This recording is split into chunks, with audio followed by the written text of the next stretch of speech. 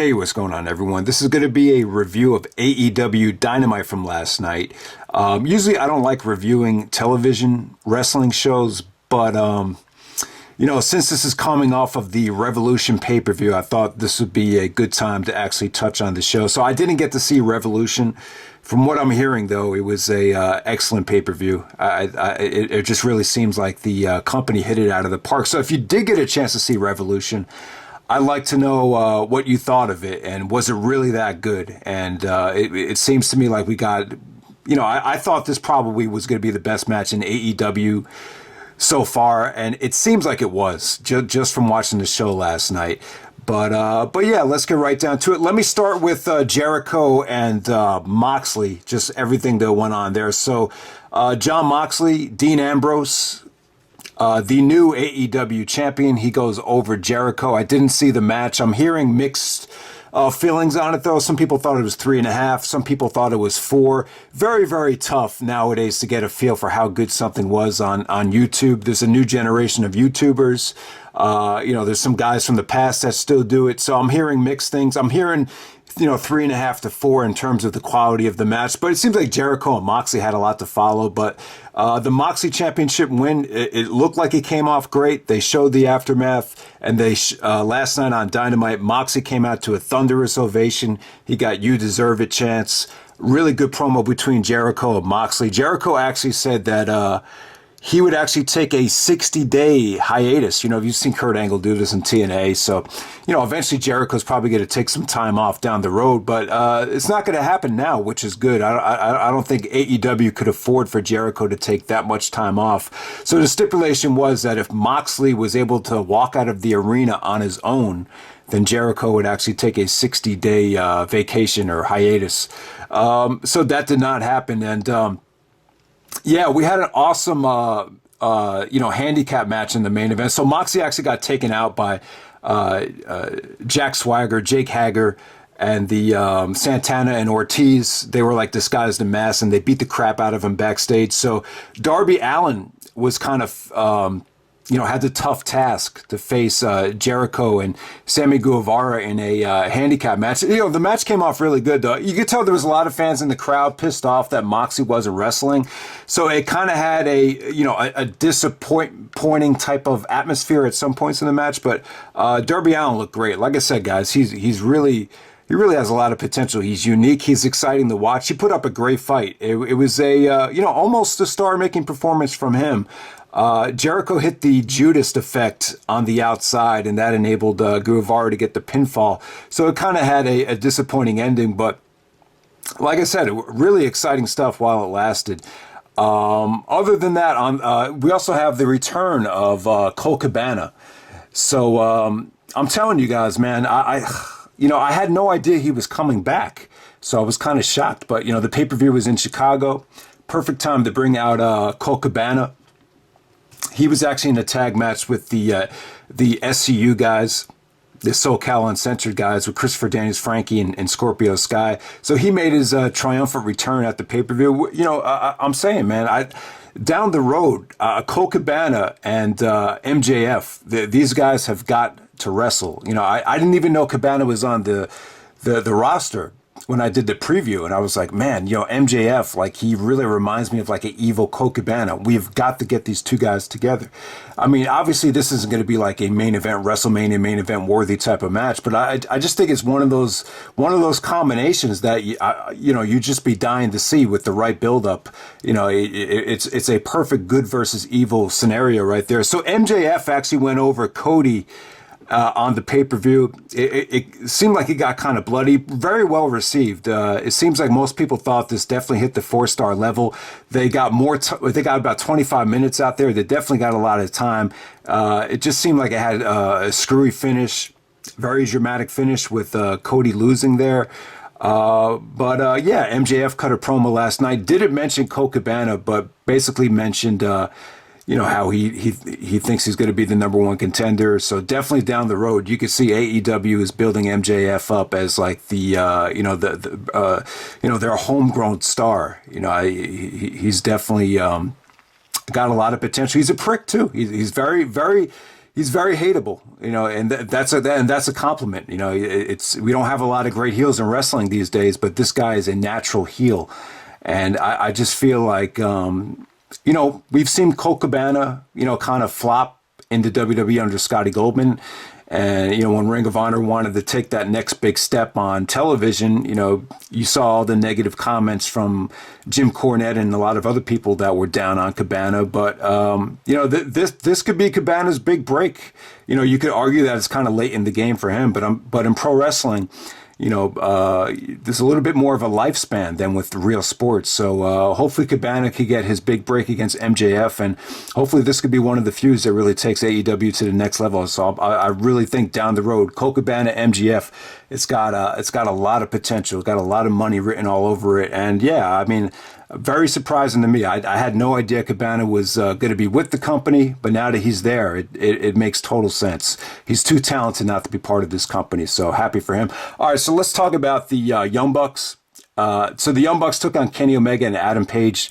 Very well received. I've seen several YouTubers give this 4.5 to 5 stars. You saw what they did last night. I've never seen this done in professional wrestling before, where they kind of, you could argue that it's kind of going outside the box by doing this, or kind of blurring the lines between reality and fantasy by doing what they did last night. They actually had a whole bunch of quotes from like wrestling journalists. I've never seen this done in the WWE before, but you had quotes from like Wade Keller. Maybe they had Meltzer up there. I can't remember, but they had a whole bunch of just wrestling journalists with praise for this match highlighted. And then Jim Ross, talked about how, one of the best tag matches he's ever seen. He got Shivani to admit that this is one of the best tag matches in wrestling history. And Jim Ross said, he referenced PWG, and he said, you've seen Excalibur, you've seen the Young Bucks, you've called more Young Bucks matches than anybody. Where does this rank amongst the best matches the Young Bucks have had? And Excalibur said, yeah, it was the best. I've never seen anything better. And that covers a lot of ground, because how many times have we seen the Young Bucks go out there and just tear it up on the indies, whether it be Dragon Gate USA, PWG, ROH, and obviously you guys know better than me in New Japan. But yeah, I mean, it doesn't surprise me. You kind of knew, this is really the first time Omega got a chance to face the Young Bucks in the States in a very, very long time. So you knew it was going to be tremendously insane. Now, the downside to it seems like Omega got banged up pretty bad. I don't think you saw Adam Page last night on Dynamite. I believe it was Matt Jackson really selling an injury. I think it was Nick Jackson that actually came out last night, did some super kicking after the Jake Hager match. So yeah, it seems like those teams are banged up. But hey, guys, it's you got a match that a lot of people think hit the 5-star level. They got about 30 minutes out there in front of a red hot Chicago crowd. So yeah, I mean, the way AEW showcased, when they talked about this match last night, it made me feel bad. It made me feel like I really missed out on the pay-per-view, which is good. I think that's what the company wants you to do. You can still order the replays. So yeah, definitely good stuff there. Trying to think what else from last night can we really talk about. Pac. Pac had an awesome match with Chucky T, the Kentucky Gentleman, Awful Waffle. Chuck Taylor, good match, man. So Pac actually had a match with Orange Cassidy. They showed a little bit about that match, and it was, it came off really, I mean, from the clips, it came off really good. Orange Cassidy's a unique dude, man. I'll tell you, it's, sometimes in wrestling, as long as you're different, like you'll always get that reaction. And, think about the way Orange Cassidy wrestles. I mean, you never really seen anyone do this. Very risky. The kind of way he wrestles, but I feel like if he times it out right, and it's with the kind of character that he wrestles as, I would just say that the timing is very important about when to pick his spots, about when to kind of, take it serious and not take it serious. He could get over really well, and just judging from what I've seen him against Pac, it came off really good. But Pac last night cut a good heel promo after he got his submission victory over Chucky T. Chucky actually hit the Awful Waffle. Yeah, and it just seems like Chuck Taylor's kind of he's not as hot as he used to be in terms of his popularity. There was a time. I remember back in the day when, a lot of people were frustrated with ROH. Someone wrote on my video, ROH needs Chucky Taylor. And someone replied to it and said, that's a great comment. So, there was a time when Chucky T was a hot commodity. But it just seems in AEW he's going to be more of a supporting player. Him and Trent, the best friends, kind of a, mid-card tag team act. But I was happy for Chuck Taylor last night. This is probably the biggest match he had in AEW so far. He actually hit the Awful Waffle, and the match, some good back and forth action between him and Pac. Pac is incredible, though. He seems like he's been kind of underutilized in AEW so far. If you haven't seen the Iron Man match with Omega, definitely check that out. All right, and to wrap the video up, let me just touch on the Cody promo with the surprising return of Jake the Snake Roberts. All right, so Cody was in the ring basically going over the MJF match, how MJF cheated, and, basically Jake came out, kind of called Cody somewhat of a crybaby. So you had a very tense and dramatic promo between Cody and Jake the Snake. Cody was kind of, shocked that Jake came out.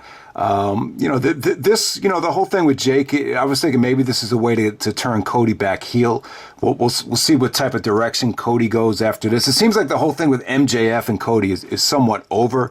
Judging from the MJF promo, it just seems like he wants to, move on to bigger and better things down the road. He wants to be the champion, that type of stuff. But yeah, using guys like Jake the Snake, DDP occasionally could definitely help this company out a lot. Jake is very dark.